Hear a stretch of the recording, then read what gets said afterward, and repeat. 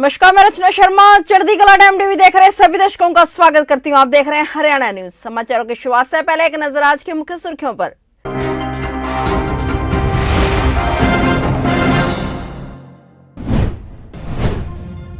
सोना में भी बूस्टर डोज की हुई शुरुआत। पहले चरण में फ्रंटलाइन वर्कर को लगेगी डोज।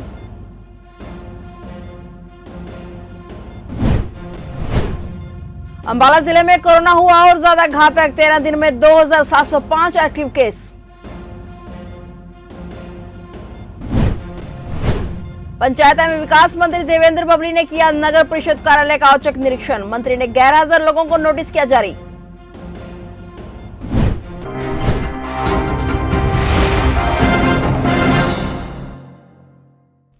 और अब समाचार विस्तार से। सोना के एसडीएम कार्यालय में स्वास्थ्य विभाग द्वारा मकर संक्रांति वाले दिन उन फ्रंटलाइन वर्कर को बूस्टर डोज देने के लिए कैंप आयोजित किया गया, जिनको कोरोना की दोनों डोज लगवाए हुए 9 महीने का समय पूरा हो गया है। आयोजित किए गए कैंप में सबसे पहले सोना एसडीएम जितेंद्र गर्ग द्वारा बूस्टर डोज लगवाई गई, जिसके बाद कार्यालय में कार्यरत सभी उन कर्मचारियों को भी बूस्टर डोज लगाई गई। इसके बाद नगर परिषद व उसके बाद पुलिस कर्मियों को बूस्टर डोज देने के लिए लगातार स्वास्थ्य विभाग द्वारा कैंप आयोजित किए जाएंगे। वैक्सीन की दोनों डोज लगाने के लिए भी स्वास्थ्य विभाग द्वारा टेलीफोन कर सूचित किया जा रहा है। इसके अलावा चेकिंग के दौरान वैक्सीन सर्टिफिकेट देखे जा रहे हैं। जिनके पास सर्टिफिकेट नहीं है उनके चालान किए जा रहे हैं।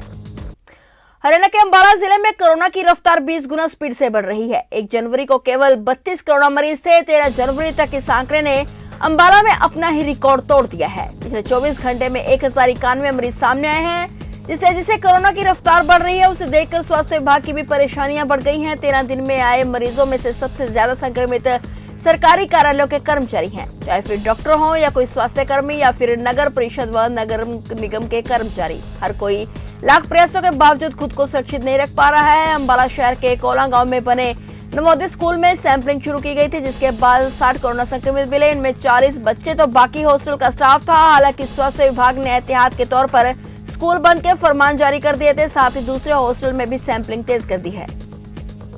हरियाणा के पंचायत एवं विकास मंत्री एवं पुरातत्व संग्रहालय मंत्री देवेंद्र बबली ने सुबह करीब 9:05 पर नगर परिषद कार्यालय में पहुंचकर औचक निरीक्षण किया। इस दौरान मंत्री ने कर्मचारियों के हाजिरी रजिस्टर चेक किए तथा प्रॉपर्टी आईडी बनाने वाले कार्यालय में भी जांच की। बबली ने प्रॉपर्टी आईडी लगाने वाले कर्मचारी को कहा कि आपकी बहुत शिकायतें आ रही हैं, गलफतलाबाजी बंद करें और ऐसा अब नहीं चलेगा। इस दौरान विधायक ने नगर परिषद सचिव से गैरहाजिर कर्मचारियों पर कार्रवाई की बात कही। उस उपरांत बबली ने तहसील कार्यालय में पहुंचकर एसडीएम रीडर से भी बात की। एसडीएम मैडम समय पर आती हैं या नहीं। इस दौरान जब बबली कृषि विभाग कार्यालय में पहुंचे तो वहां भी कर्मचारी व अधिकारी गैरहाजिर मिले। इसके बाद बबली का पारा चढ़ गया। बबली ने तुरंत कार्रवाई करते हुए गैरहाजिर लोगों को नोटिस देने की बात कही है। आज हमने नगर परिषद पंचायत कार्यालय और तहसील कार्यालय को औचक निरीक्षण किया। उसमें काफ़ी जो कर्मचारी अधिकारी थे गैरहाजिर पाए गए, उनको कारण बताओ नोटिस जारी किया है और कार्रवाई होगी, क्योंकि हमारी जो प्रदेश की सरकार है, हमारे माननीय मुख्यमंत्री मनोहर लाल जी और डिप्टी सीएम दुष्यंत और पब्लिक की भी यही सोच है कि जब आप सरकारी नौकरी पे हैं, सरकारी ड्यूटी पे हैं, जनता की सेवा के लिए हैं, अपनी आगे ड्यूटी कीजिए और आम जन को जो आपकी ड्यूटी है उसका लाभ मिले। और जो ये परिस्थितियां आज पैदा हुई हैं, जो एक विश्वास विभागों में अधिकारियों और कर्मचारियों के प्रति जनता को बैठी है, उसको वापस प्राप्त करने की जरूरत है। आगे से अगर ऐसी गलतियां पाई गई तो सख्त कार्रवाई भी की जाएगी। आपकी ओर से क्या दिशा निर्देश दिए गए हैं? अभी तो नोटिस जारी कराए हैं, कारण पूछा इनसे, भाई आप क्यों गैरहाजिर थे, आप ड्यूटी पे क्यों नहीं 9 बजे आके बैठे अपनी सीट पे, आपने काम क्यों नहीं शुरू किया। आप सरकार की नौकरी कर रहे हैं, जनता की सेवा के लिए कर रहे हैं, तो उसको दस्तूर के हिसाब से ईमानदार से कीजिए।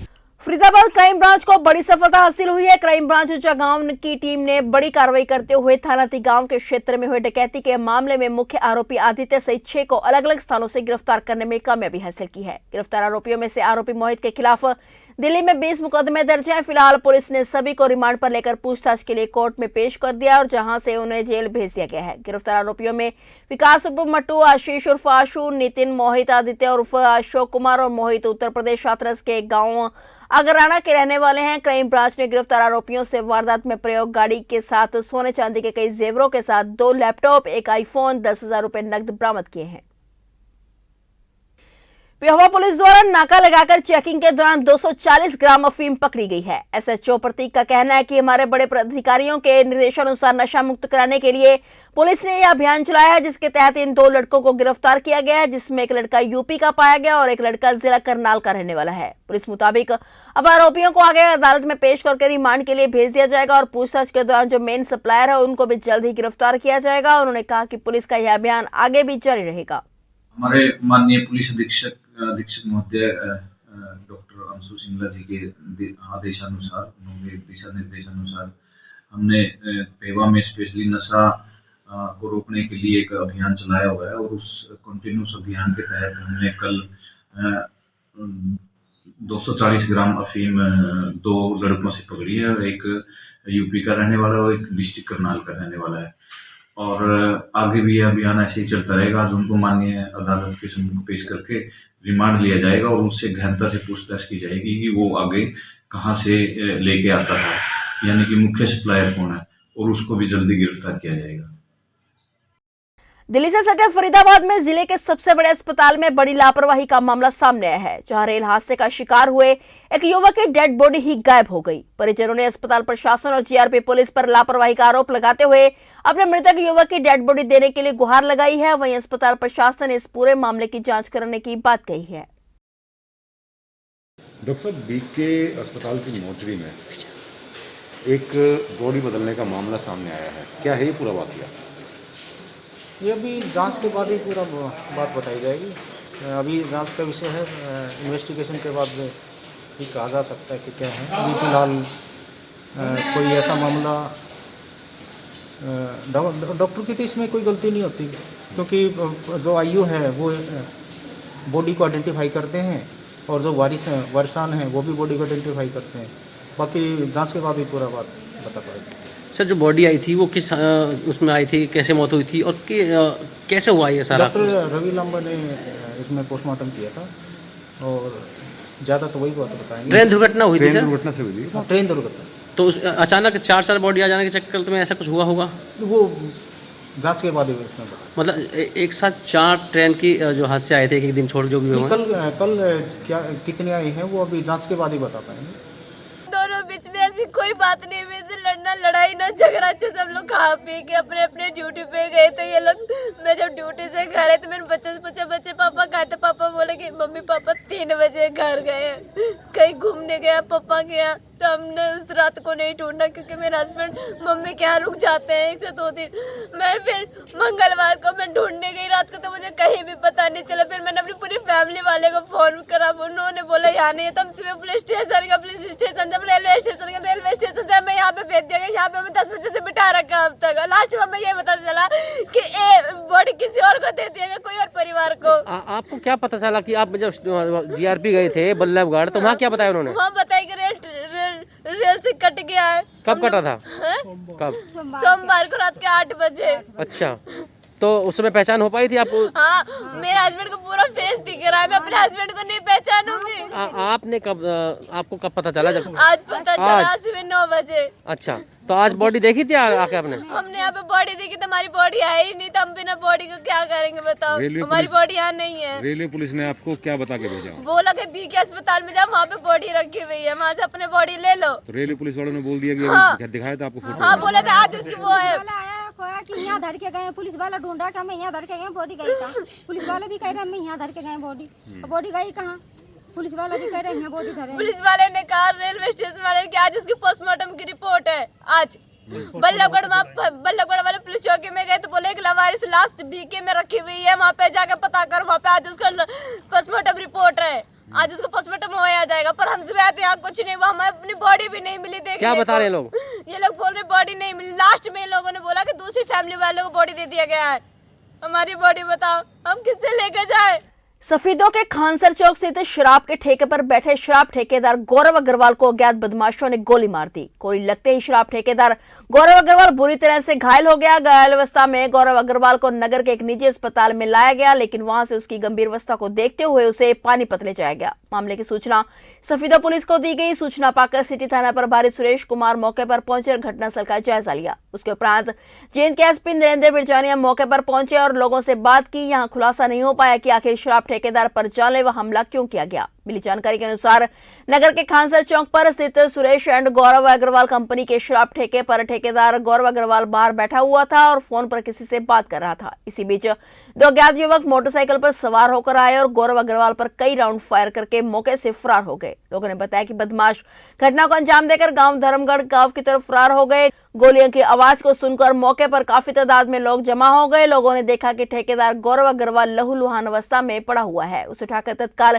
नगर के एक निजी अस्पताल में ले जाया गया, जहां से उसकी गंभीर अवस्था को देखते हुए उसे पानीपत रेफर कर दिया गया। सूचना पाकर सिटी थाना प्रभारी सुरेश कुमार की टीम मौके पर पहुंची और घटनास्थल का मुआयना किया। मुआयने के दौरान पुलिस को एक खोल भी बरामद हुआ है और पुलिस ने मामले की तफ्तीश शुरू कर दी है। अभी इसमें तो ये पुलिस को सूचना मिली है कि एक जो शराब का ठेका है, इसके ऊपर जो बैठे इनके कारोबारी हैं, इनको गोली मार दी गई है। दो अज्ञात लड़के आए हैं। तो जो व्यापारी हैं उनको अभी तो पानीपत के किसी हॉस्पिटल में इनके सर्जन लेके गए, उनको भर्ती कराया जा रहा है।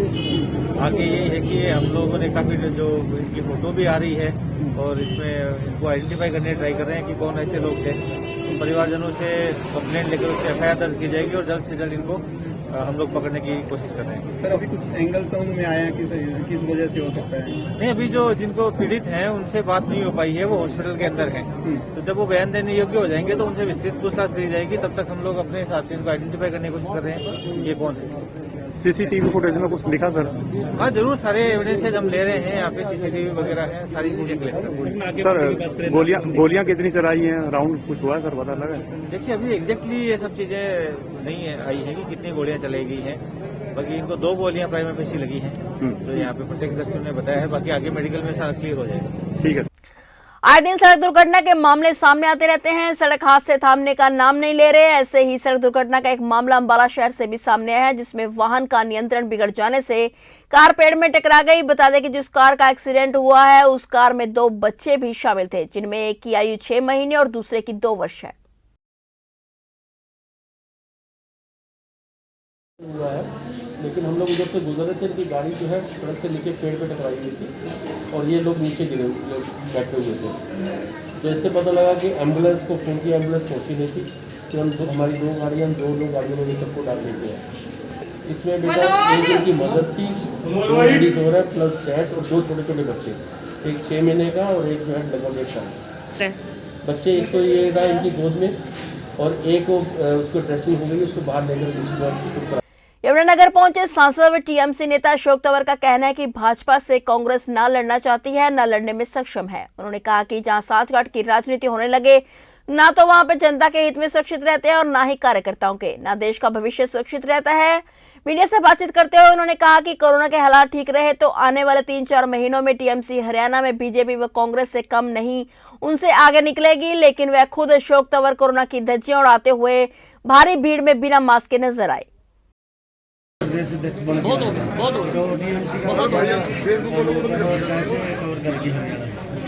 देखिए, हम लोगों ने पिछले 25-30 साल इस हरियाणा और देश की राजनीति में मेहनत की, अच्छे नेतृत्व को तैयार किया और जब ये दिखाई दिया कि वर्तमान की कांग्रेस भारतीय जनता पार्टी से ना लड़ना चाहती है, ना लड़ने में सक्षम है, तो हम सभी साथियों ने मिलकर के फैसला किया कि हमें कुछ नया करना चाहिए। क्योंकि जब साठगांठ की राजनीति होने लग जाए तो वहाँ पर फिर जनता का ना हित सुरक्षित होता है, ना कार्यकर्ताओं का होता है और ना देश का भविष्य होता है। चुप करा लो यार। तो हालात आपके सबके सामने हैं, मैं उस पर चर्चा नहीं करूँगा, लेकिन जो हम लोगों ने ज़मीन पे काम किया है उसकी बदौलत मैं ये कह सकता हूँ कि आने वाले 3-4 महीने के अंदर अगर ये कोरोना के हालात ठीक रहते हैं तो तृणमूल कांग्रेस ममता दीदी के नेतृत्व में वो हरियाणा के अंदर बीजेपी और कांग्रेस से कम नहीं होगा, उनसे आगे निकलेगा।